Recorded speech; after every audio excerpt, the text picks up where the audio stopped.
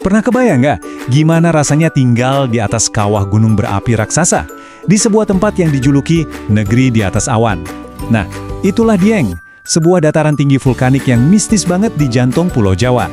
Yuk kita bareng-bareng telusuri gimana kekuatan alam yang dahsyat bisa membentuk kehidupan yang super unik di sana. Jadi, apa sih sebetulnya artinya tinggal di atas kaldera raksasa? Nah, ini pertanyaan penting banget loh. Karena coba deh bayangin, seluruh tempat ini, mulai dari desa, ladang pertanian, sampai danaunya, semuanya itu ada di dalam sisa-sisa kawah dari letusan gunung berapi purba yang luar biasa dahsyat.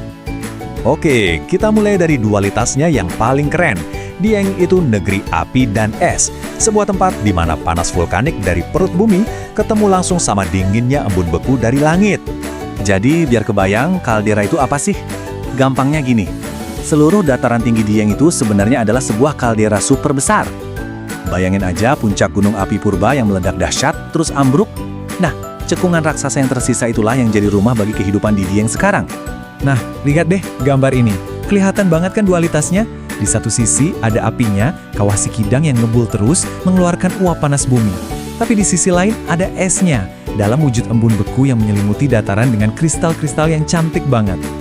Oke, kita bedah dulu apinya ya. Meskipun sekarang udah nggak ada lahar panas yang mengalir, tanah di bawah kaki kita di Dieng itu masih aktif banget. Aktivitasnya lebih berupa letusan freatik, jadi yang keluar itu uap panas, lumpur, dan batuan. Plus ada juga pelepasan gas vulkanik yang diam-diam bisa berbahaya. Tapi, api ini juga ngasih berkah loh. Aktivitas vulkanik selama ribuan tahun ini menciptakan tanah yang subur luar biasa. Namanya tanah andosol. Ini nih hadiah langsung dari gunung berapi yang bikin pertanian, terutama kentang, bisa tumbuh subur banget di dataran tinggi ini. Oke, dari yang panas-panas, sekarang kita pindah ke yang dingin, elemen esnya. Karena letaknya di ketinggian lebih dari 2000 meter, iklim Dieng itu beda banget. Coba lihat perbandingannya di sini. Jauh kan sama dataran rendah tropis yang biasanya kita rasakan?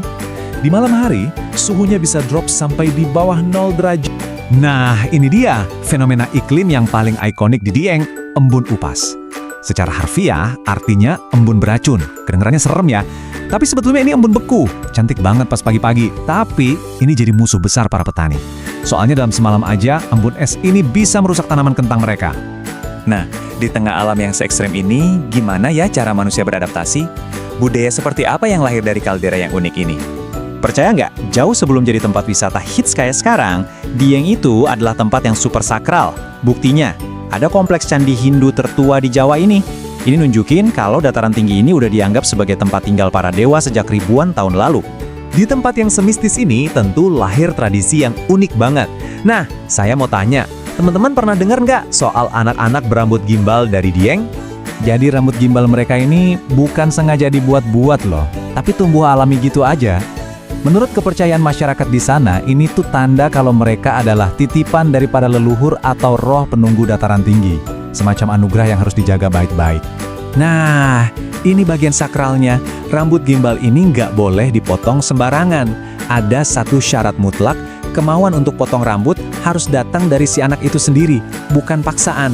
Dan prosesnya pun harus lewat ritual khusus yang penting banget buat komunitas. Nama upacaranya itu ruwatan. Dan ini bukan sekedar acara potong rambut biasa ya.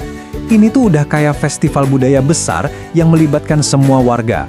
Tujuannya adalah untuk membersihkan atau menyucikan si anak dan secara simbolis mengembalikan titipan itu kembali kepada para leluhur. Oke, dari yang kuno-kuno, sekarang kita lihat gimana warisan ini hidup di zaman modern dan jadi perayaan yang luar biasa yang menarik orang dari seluruh dunia. Salah satu ritual modern yang paling terkenal di Diengnya ini, berburu matahari terbit di Bukit Sikunir. Bayangin deh, kita ada di desa tertinggi di Pulau Jawa, kumpul bareng banyak orang, cuma buat nonton salah satu sunrise terindah di dunia. Pengalamannya itu bener-bener kayak perjalanan spiritual singkat. Pertama, kita harus rela trekking subuh-subuh di tengah udara yang dingin banget. Terus, momen ajaibnya datang. Sinar emas pertama muncul, warnain langit jadi kuning kayak kunyit. Makanya namanya Sikunir. Dan puncaknya, pas udah terang, kita bisa lihat lautan awan terhampar luas di bawah kita. Keren banget. Budaya Dieng juga nggak berhenti di masa lalu. Setiap tahun, ada Dieng Culture Festival. Ini keren banget karena mereka gabungin ritual sakral kayak ruatan anak gimbal tadi, sama acara kekinian, contohnya jazz di atas awan. tradisi dan modernitas ketemu di satu panggung yang megah. Jadi, kalau kita lihat lagi, Dieng itu kan sebenarnya harmoni yang sangat rapuh ya, antara kekuatan alam yang dahsyat, iklim yang ekstrim, dan tradisi manusia yang unik. Pertanyaannya buat kita semua, gimana caranya kita bisa ikut menjaga keseimbangan yang indah ini? Karena dengan makin banyaknya wisatawan, melindungi keajaiban negeri di atas awan ini, jadi tanggung jawab kita bersama kan?